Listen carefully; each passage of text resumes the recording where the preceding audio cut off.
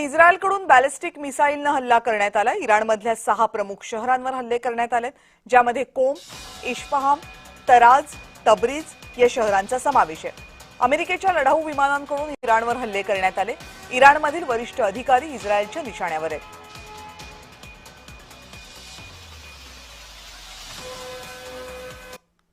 इराणकडनं जो युरेनियमचं एनरिचमेंट होत आहे ते एनरिचमेंट इराणने पूर्णपणे थांबवावं आणि दुसरा जो मुद्दा होता तो म्हणजे इराणकडे असणारे बॅलिस्टिक मिसाईल जे आहेत ते त्यांनी पूर्णपणे नष्ट करावेत। या दोन मुद्द्यांवरती गेल्या 15 दिवसांपासून चर्चा चाललेली होती।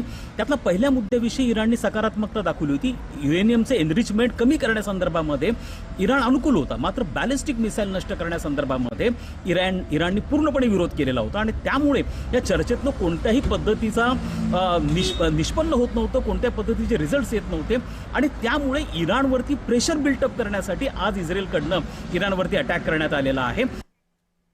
आणि या युद्धाबाबत कर्नल अभय पटवर्धन यांनी काय मत व्यक्त केले पाहूयात। 4-5 दिवसापूर्वी अमेरिकेची 22 F-35 विमानं इस्रायलमध्ये उतरली होती। त्या विमानांनी हा हल्ला झालेला असणार इस्रायलकडनं, तसंच मिसाईल हल्ला सुद्धा झालेला असणार आणि अमेरिकेने आपले जे दोन त्यांचे कॅरियर ग्रुप्स आहेत, USS अब्राहम लिंकन आणि USS जिराल्ड फोर्ड आणि त्याच्याबरोबर त्यांच्या 28 युद्धनौका आहेत, मिसाईल डिस्ट्रॉयर्स आहेत, त्यांच्यामधनं त्यांनी हल्ला केलेला आहे मिसाईल्सचा।